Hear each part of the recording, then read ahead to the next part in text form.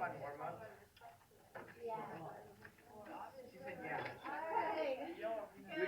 we get a new packet? Morning. No? All right. Welcome. So we are in the second part of all of these stuff about circles. All right. I wanted you to know that we aren't going to need your textbooks, so if you want to start returning them when you get a moment to the media center. We never use them. Yeah. Yeah. You should. Hopefully it got turned in. You should check. All right. Yeah. Here we go. Today we're talking about tangent lines, which turns out to be pretty easy because you've done everything already. Okay, so we know from day one, a tangent line is a line that just touches. It just touches the circle. And so a tangent line intersects the circle at exactly one single point called the point of tangency.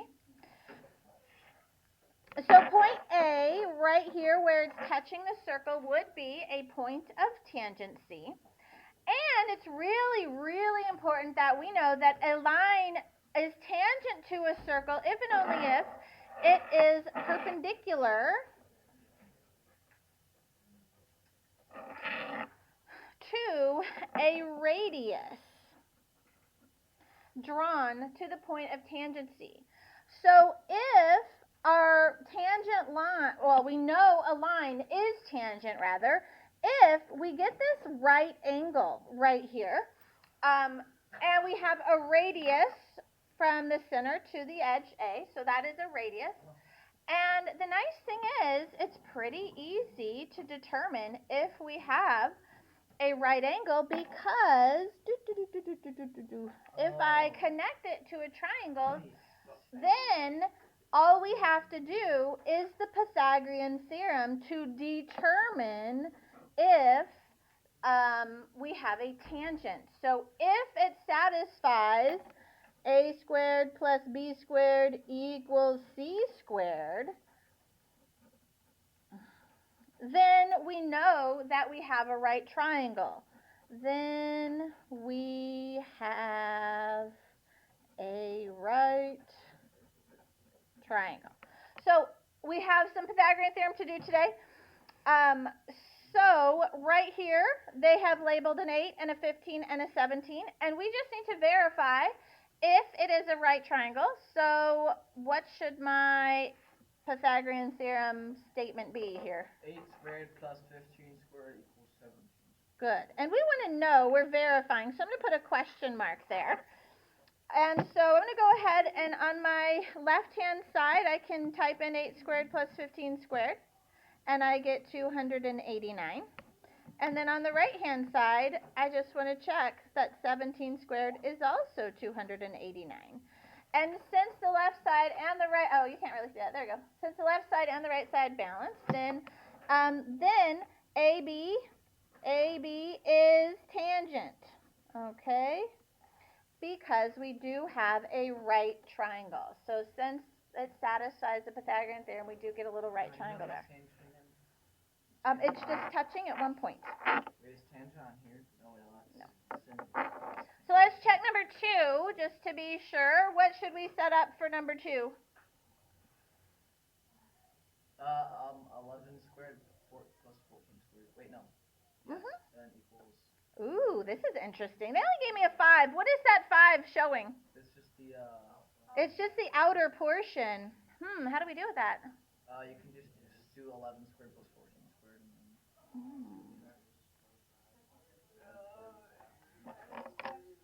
Oh, 11.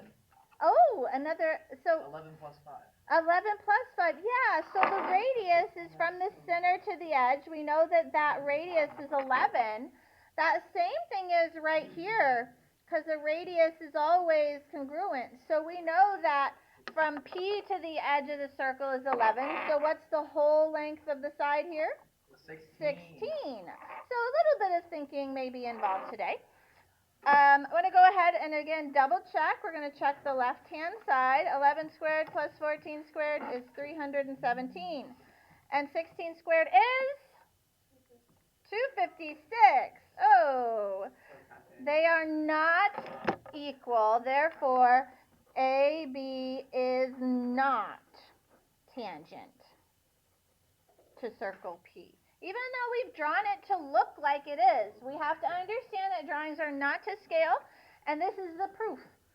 This is how we prove it is not a tangent line, because a tangent line always will have a right angle perpendicular to the radius. Let's look here. The directions say if JK is tangent, so we know that JK is tangent, find X. So number 4, they're telling me JK is a tangent, which means we have a point of tangency there. And because it's a tangent line, I know that there's a right angle. So if we do that, 11 plus 8 would be 18 squared minus 11. so the outside part is 7. So what's this piece here? Another 11. So the whole hypotenuse would be 18. Okay, so we are going to just use the Pythagorean theorem to solve for x. God bless you. My setup is always going to be leg squared plus leg squared equals hypotenuse squared. Again, that's how I'm always going to set things up, but this is just a calculator. We can go ahead and evaluate here. I know that 11 squared is 121, and 18 squared is 324. And I need to do what? Minus the 121. So I'm just going to, oops, that's minus 212. There we go. 203. So x squared equals 203. And then how do I get x by itself? Square root. So we're going to do the square root of 203. Whoops-a-daisy. 14.2. Thank you. My fingers are not working so great today. All right, so we're going to take a square root of both sides, and we get 14.2 for the length of x there. Very good. Let's look at numero 5.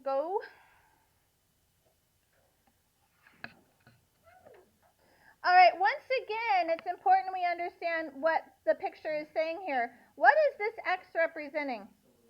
Just a little part on the outside of the circle. And so we can do a couple of things. One is a difficult thing. I know that this piece right here is how long?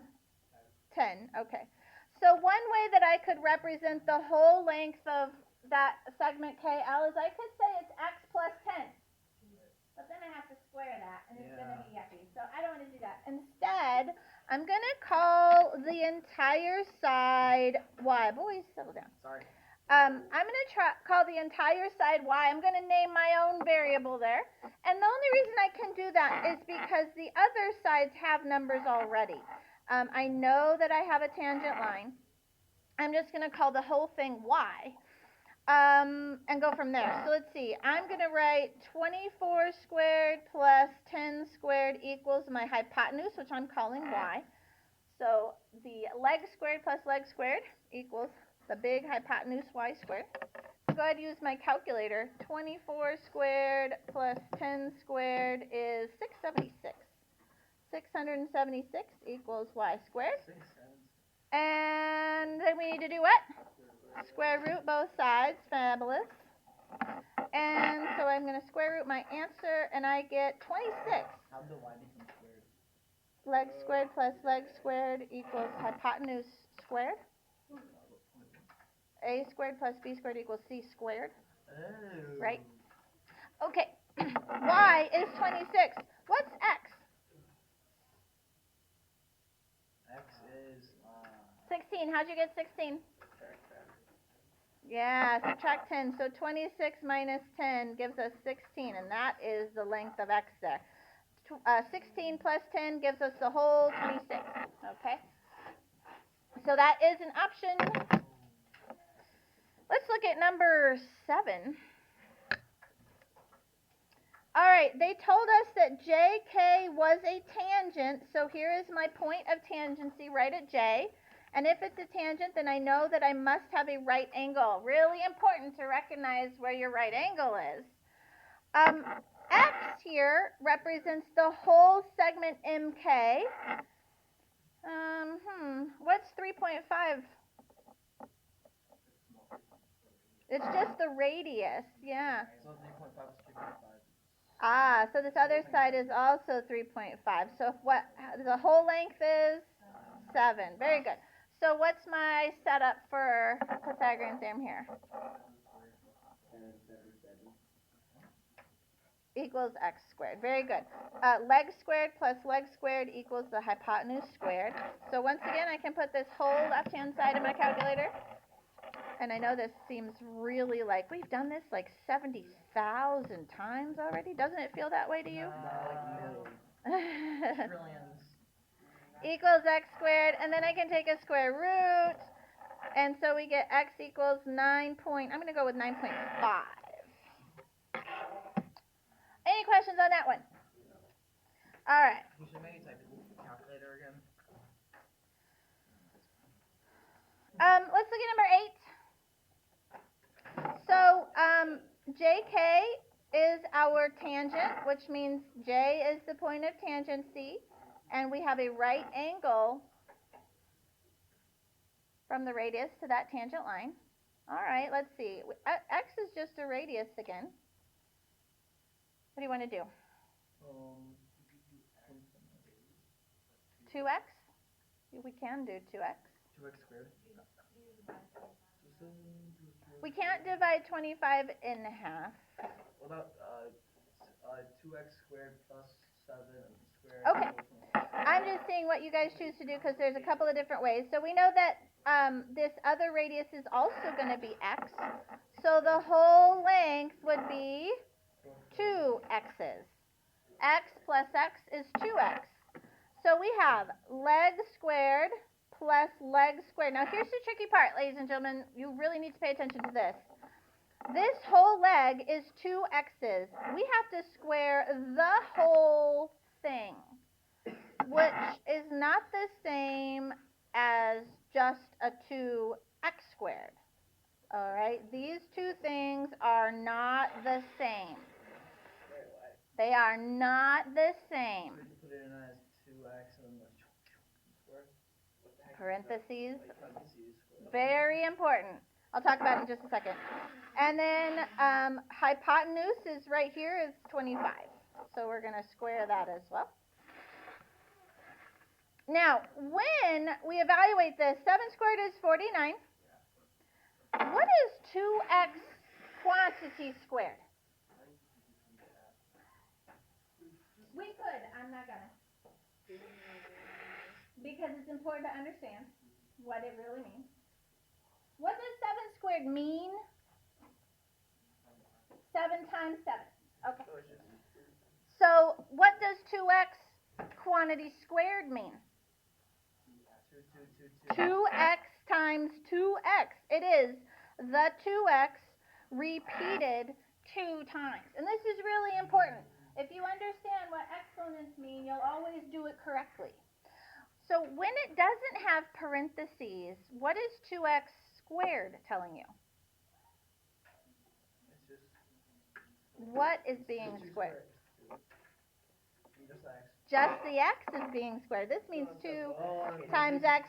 Yeah, so the squared here affects just the x. So it's saying repeat the x 2 times. But it's not touching the 2.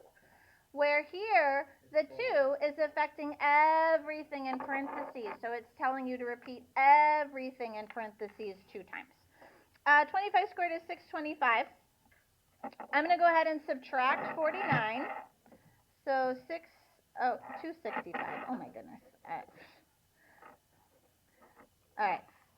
So 625 minus 49 is 576. 2x times 2x is what? 4x squared. Very good. 2 times 2 is 4. X times x is x squared. All multiplied together. Now, what do we want to do to get x by itself?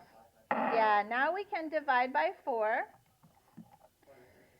And then I get x squared equals 144. And then we can square root, both sides, and we get, whoops, Where'd you put the 90 or 49?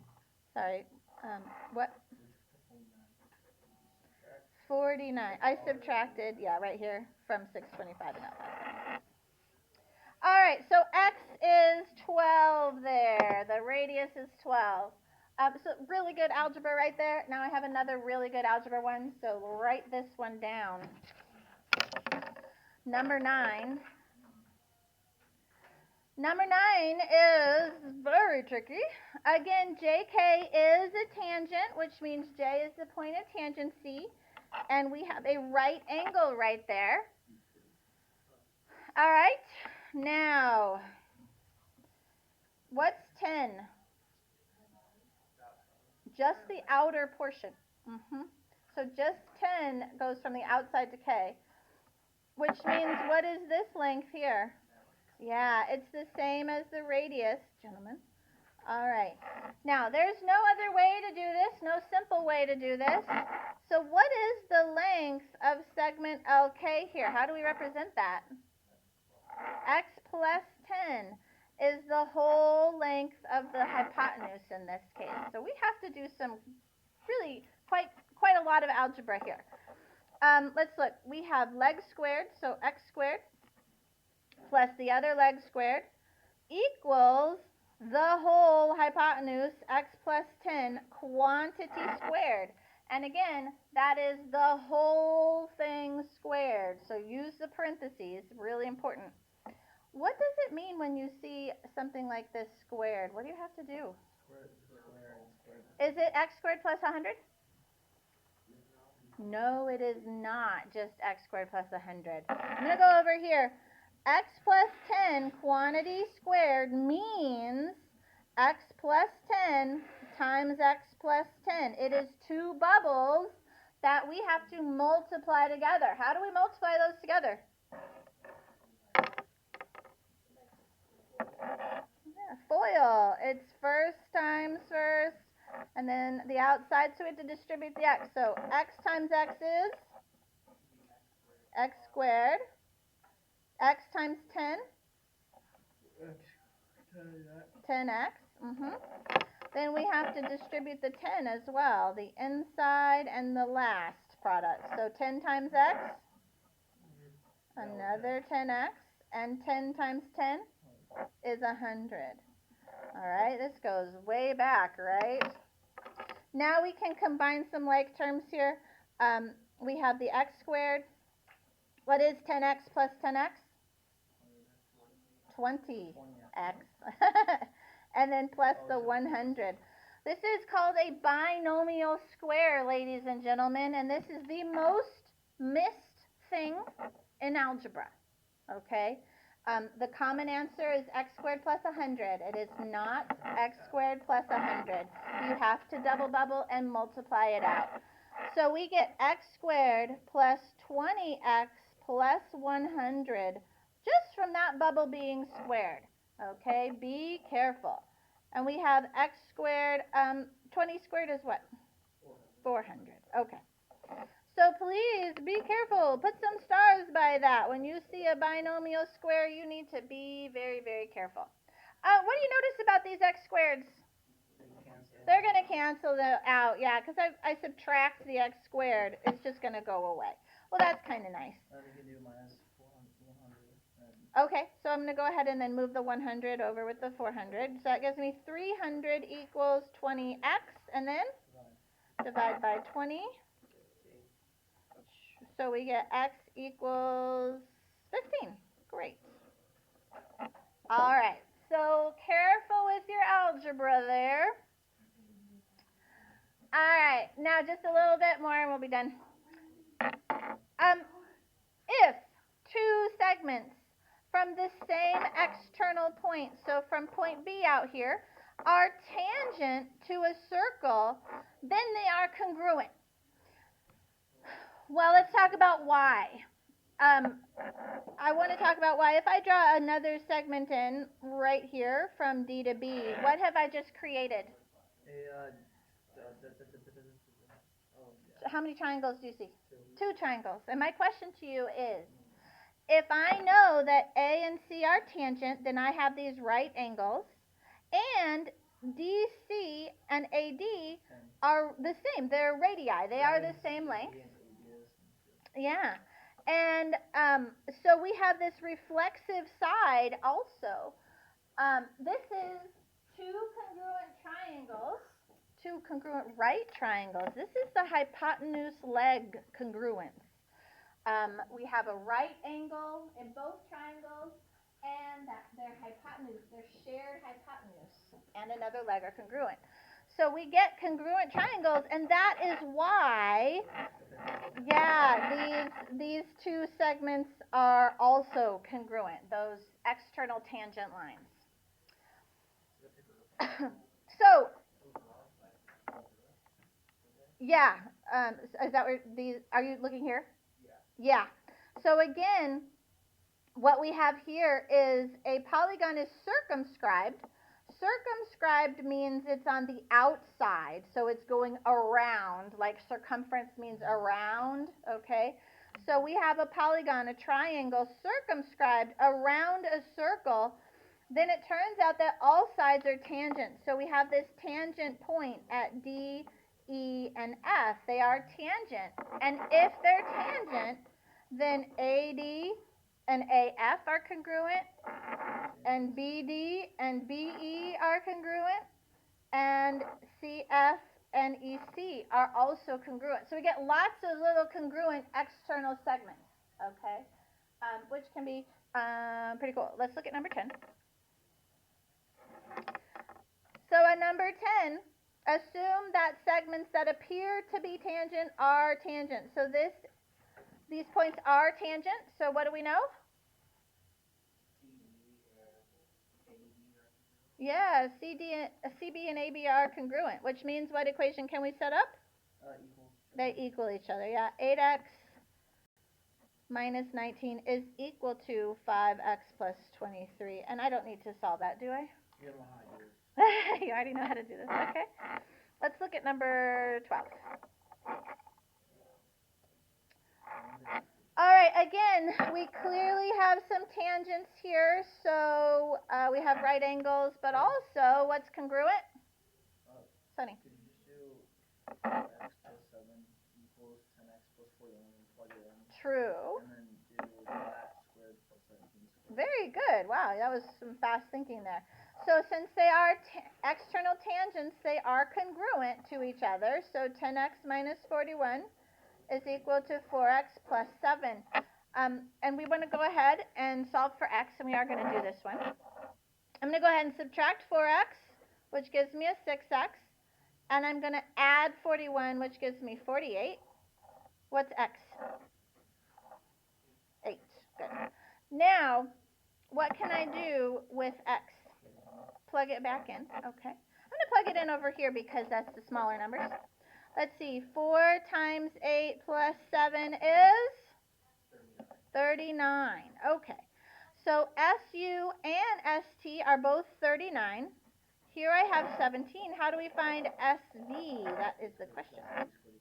Yeah, A squared plus B squared equals SV squared. So 39 squared plus 17 squared equals, I'm going to go with SV squared. 39 squared plus 17 squared is? 1810. Thank you. And then we can square root both sides. And the square root of 1810 is 42.5. All right. Let's look at number 14. And then we'll be done. Okay, so we have a bunch of tangents. We have these tangent points right here. All these are tangents. So, 23. Where else is 23?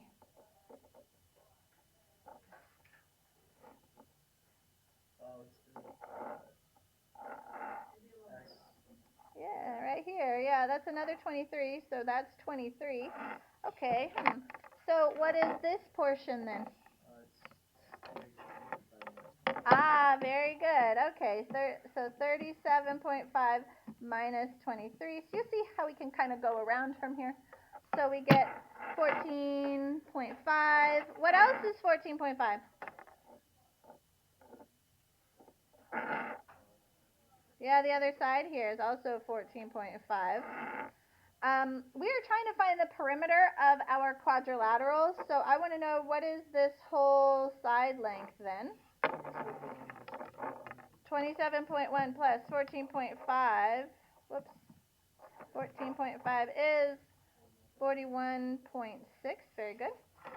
We also have, let's see, 27.1 is right here. Do we have another 27.1? Yeah. Absolutely, right here is another 27.1. And that allows us to subtract from 52.5 to get this other side right here. All right, 52.5 minus 27.1, which is 25.4. And that's going to be repeated right here, 25.4. And that's going to allow us to get, once again, that whole side length. 25.4 plus the 23 makes 48.4. So how do we find the perimeter? Add them all up. All right, 48.4 plus 37.5 plus 41.6 plus 52.5 is, whoa, 180. My gosh, I am reversing all of my numbers today. All right, do you have any questions for me? No. You have a paper. Let's go